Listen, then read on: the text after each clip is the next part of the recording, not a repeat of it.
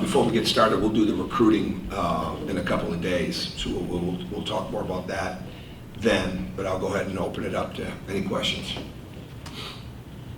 Tom, and maybe because they're really young, it doesn't matter, the wear and tear of traveling all the way from Hawaii and back and stuff, is that much of an effect now? Oh, no question. And it affects everyone, and that's why we've really tried to monitor what we're doing. And you have to get it out of them in the sense of helping them get back to normal. One of the things we did, I came back with Chuck on a red eye Sunday morning, and the team got back Saturday night, and rather than have practice Sunday night, we had it Sunday at noon, right? Because, I mean, let's try our very best to get back to some semblance of getting up at East Coast Standard Time. So those type of things we try to do, and it's hard the first couple of days for them. I mean, we were over there a while. It's a tough time zone, and they got to get right back to school.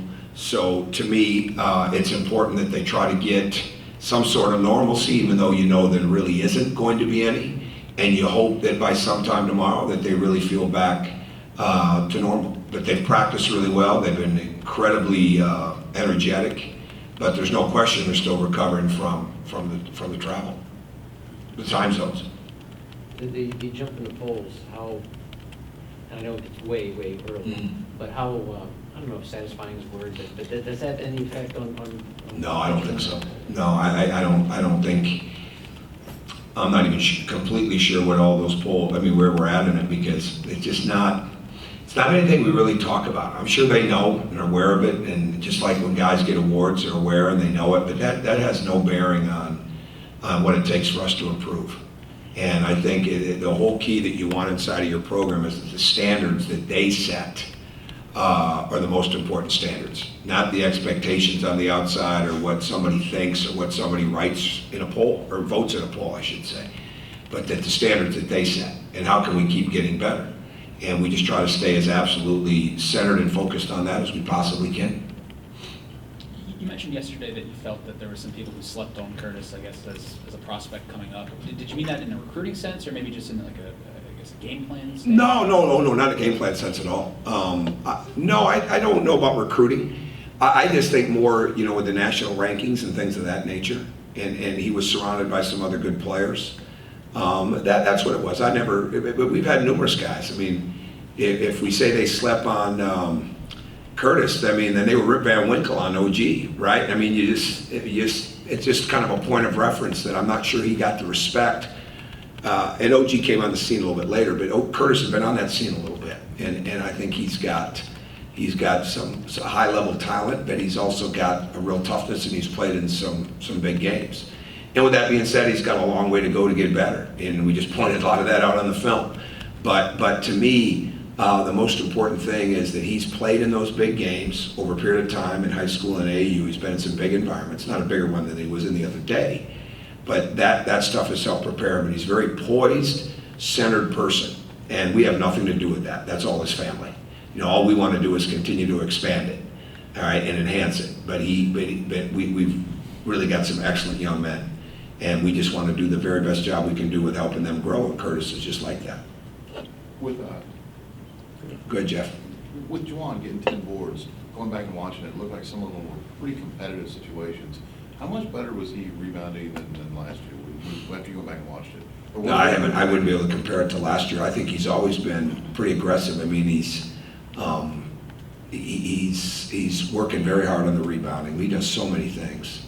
He does so many things that are a huge part of success. Whether it's rotations defensively, whether it's being in the right spot when they're running the ball screen on the ball side and he's on the weak side, moving the ball.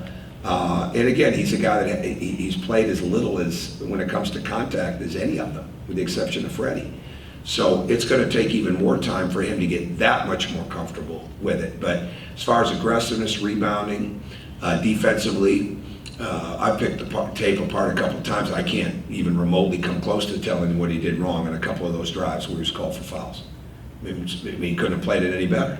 And so those are the type of things. But with that being said, our message to the team is you have no control over how the game is going to be called. You have no control over what the other team is going to do. You have every bit of control as to the effort and the execution that you're going to make, and to make as few mental errors and critical mistakes as possible, and do as many momentum changing things as you can. And that's usually comes from being in the right spot at the right time more often than not. And Jawan is like that. Coach, after looking at the film from the Kansas game, what's maybe one or two things that you think your team can really improve upon, going into this week? Going into this week, well, there's a huge list on both sides. But if I had to pinpoint it, I'd say our communication on screens has got to be better. And I would say our hand activity, being even more active with our hands. And not let our deflection numbers, which were pretty high, be misleading to the fact that we can get even more aggressive with our hands. Offensively, we can find the post better, and we can move on the weak side without the ball better. And there's obviously a lot of things, but those would be how I'd answer your question. So when it comes to the fouls, like you talked about the fouls against in the last games, not understanding where they came from, I guess how long does it take to kind of get a true sense of what's going to be called and what's not? It's game by game. I mean, I think it truly is. I mean, it's supposed to be a certain way, and you hope that it's going to be. And I said this earlier on the show today, I think the bottom line is in these games, as long as the communication is strong, and not between player and referee, though you hope that if they have a question, they can get it answered in a civil way if they're asking it in a civil way. But coach to referee, we're all going to need to be on the same page as to what it is. And I think you have to go into each game trying to figure out, how it's going to be called in that game. But I certainly hope that we get better from game 1 to game 2, and I certainly hope the referees in that game get better from game 1 to game 2. And that's just the way that it is. But you'd want that from every perspective.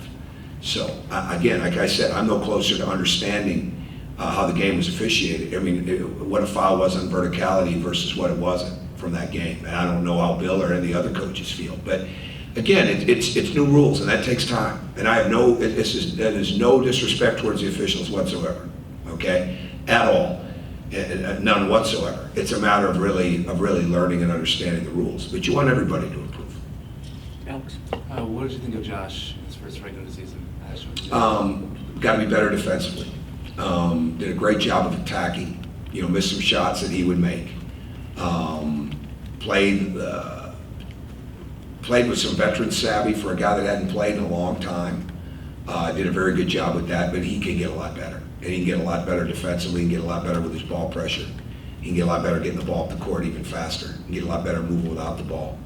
And we've worked really hard, again, being back home on his shooting, his catch and shoots, things like that. Just really trying to help him continue to improve. We've had a lot of great work with these guys since we've been back, and with individuals in practice. The practices haven't been long in duration. Yesterday was, but today was very short. The film session was longer than the practice. So to me, it's just a matter of just continuing to improve. With him specifically, I mean, do you feel like he kind of knows what he's supposed to do, he's seeing what he's supposed to, and he's just kind of maybe getting his body to catch up to his mind a little bit? No, I think it's all of that. I think it would be all of that. He's learning a lot about moving without the ball. I don't think he realizes just yet how much more athletic he is than what he was. And so we see flashes of it. You saw flashes of it in one of the exhibition. What game did he have the block in the dunk? Yeah, I mean, so you see flashes of it. But I mean, he was at the rim so quick the other day. I mean, you're not gonna shoot a layup off the backboard, like he did very often. I mean, he was there. And so I think sometimes it takes guys when they haven't played a lot, it takes time for them to get used to their bodies. Their bodies change here. They change everywhere, but they really change here. And James Blackman is a different athlete. He's separated, you didn't ask this question, but he's separated off the dribble the other day as good as he has since he's been at Indiana. And that's something that we're working constantly to do. And it's got to become something that becomes very consistent for him. He's more of an athlete now. He can stretch out even more. So a lot of it's that. It's the body, it's the movement, and it's going to take a while. I know we won the game against a great team and all that, but when I watch the film, it's going to take a while for us all to really get to understand how to play with each other in 5-on-5 settings. It really is. because there are just certain things that players get, you know, with the cutting and the movement and the and just the synergy that they have on the court together. That takes time, and that's why I think we'll get better and better, you know, on both ends as we go, because that will come alive. We don't have a summer and a fall of us all playing a lot of 5-on-5 together and really going through the peaks and the valleys that provides sometimes. Last question, Stu. You talked about on your radio show last night, James not showing much timidness, coming back from. You show any, yeah. Any whatsoever. Yeah. I mean, what during the rehabilitation and recovery process from, surgery kind of prepared him to the point where, he didn't really show any of that? Well, you would think after 3 that if there was going to be any, that would be the time it would come. But he never showed it. Well, I wasn't with him in high school when he had one, but he's never showed any here. And I think that's just who he is. I mean, and I think he's surrounded by people that have a lot of confidence. He's surrounded by a family that's confident. He's been born and raised in a confident level. But to come back from 3 surgeries is hard. I mean, I can't imagine it. But it's just, that's why every one of them. I mean, it was an emotional thing seeing those guys play that way based on the fact of what they have gone through. And in James's case, he's a product of his family, right? And all we've tried to do again is just keep making them better and better at those type of things. But he's got a toughness mindset. He felt very confident. We knew when he got hurt last year, when the tests were done, okay, his legs are strong. So, I mean, it'd be different if there's issues with his legs, different with other parts of his body. His legs were very strong, which was going to enable him in his rehab with that knee, and he could get stronger, right? So those type of things play in. So there's no fragileness to his body, which means there's gladly no fragileness to his mind of how he should be coming back. So he'll get better and better. I mean, he really will. He'll get better and better. You had one, go ahead. Only because you're wearing a Ravens sweatshirt. What do you see from Deron Davis against Kansas, especially after Thomas fouled out? Saw a confident young man. He's getting better and better. Scratching the surface in his freshman year. I mean, he's certainly scratching the surface in his career, but he's just scratching the surface as a freshman. And we just want to get him to practice with that same level of motor. He's working his way into shape, right? He's working his way into the condition that comes into this. He's working his way into the endurance that it takes. He's working his way into the skill level that it takes. And sometimes just bear down and play. Like he stepped up and made those free throws like a veteran. And they looked excellent, right? And there's times in practice where he might miss 4 or 5 in a row, right? Just building the consistency that he's got to have. And again, it doesn't have to be, it's going to be in short bursts for a while. That's the way that it is. I've said this before. It's like hockey minutes with him, like hockey rotation with him. Go in there, play as hard as you can, come back out, we'll do it again. As he gets to the point where he can build that endurance. But he's doing a very good job defensively. He's got great feet and great hands. Obviously, he's got a big body. And it's going to get even more, defined as he goes. But the feet and the hands are excellent. And he'll gain confidence as we go. But I thought that for all 3 freshmen, I think were on the court at some point in that overtime, that was a big, big deal. All right, thank you. They'll be in here.